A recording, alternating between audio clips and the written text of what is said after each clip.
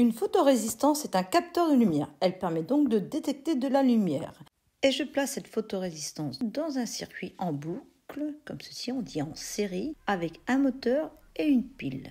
Pour l'instant, le moteur ne tourne pas. En fait, s'il n'y avait pas la photorésistance, il serait directement relié à la pile et il tournerait très vite, même trop vite. La photorésistance a une certaine résistance et diminue le courant. Et là, le courant n'est pas assez fort pour faire tourner le moteur. Et maintenant, je vais éclairer la photorésistance et vous allez voir ce qui va se passer.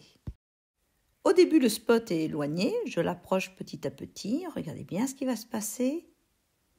Et quand il est suffisamment proche, le moteur se met à tourner. Et si j'éloigne, il ne tourne plus. Je rapproche, il se met à tourner. Et il se met à tourner pourquoi? Car il reçoit suffisamment de courant. Ça veut dire que lorsque la lumière est proche de la photorésistance, le courant augmente. La photorésistance est un capteur de lumière parce qu'en fait, sa résistance change selon l'éclairement. Pour vous montrer que le courant change, j'ai placé un ampèremètre qui mesure la quantité de courant. Donc en sixième, on n'a pas à savoir ça. Mais avec cet appareil, nous allons pouvoir mesurer la quantité de courant. Alors pour l'instant, il est à 0 quand la lumière est éteinte. Alors c'est en milliampères. Et plus j'approche, plus le courant augmente. Et c'est pour ça que quand c'est suffisamment proche, le moteur se met à tourner. Car la résistance électrique de la photorésistance a diminué. Et donc la résistance du circuit a diminué. Le courant augmente quand il y a moins de résistance. Et c'est suffisant pour faire tourner le moteur. Je change de photorésistance et je réexplique. Donc quand la lumière augmente, la résistance de cette photorésistance diminue et donc le courant augmente. Voilà, et le moteur tourne car il reçoit assez de courant. Et donc, grâce à la photorésistance qui détecte la lumière, un moteur pourrait se mettre à tourner selon l'ensoleillement. Imaginez des volets roulants.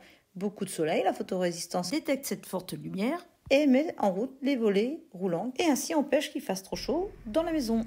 Le soleil arrive, éclaire la photorésistance, les nuages s'en vont et hop, il se met à tourner. Et là, il tourne très très vite. Là, la photorésistance est en plein soleil, il tourne très très vite. Et avec l'effet stroboscopique, vous avez l'impression que l'hélice s'arrête. En fait, pas du tout, elle tourne très très vite. Voilà, je mets au soleil, elle tourne. Et s'il y a moins de soleil, ça s'arrête.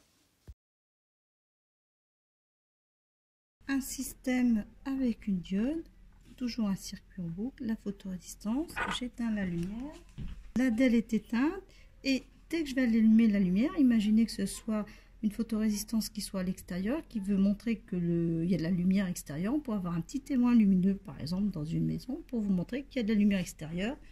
Et avec la lumière de la salle, la DEL brille déjà. Et aussi, si c'est de plus en plus éclairé, l'éclat de la DEL est de plus en plus fort.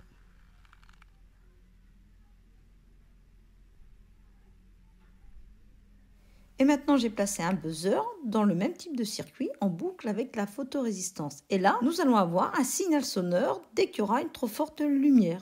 C'est parti. Et ça y est, hop, ça s'éteint. Donc vous pouvez avoir dans une habitation un signal sonore qui se déclenche s'il y a trop de lumière. Un autre petit buzzer qui fait un petit peu plus de bruit. Donc, imaginez dans une pièce des aliments ou des appareils qui ne supportent pas une forte luminosité, eh bien on pourrait avoir une alerte tout d'un coup, un buzzer qui se met à siffler. Et nous pouvons faire briller une petite lampe incandescence en éclairant la photorésistance. La résistance diminue suffisamment pour que le courant soit suffisant pour faire briller la petite ampoule. Et là, on est au soleil et brille aussi. Et dans cette version, vous avez un peu plus d'explications puisqu'elle est dédiée à des quatrièmes.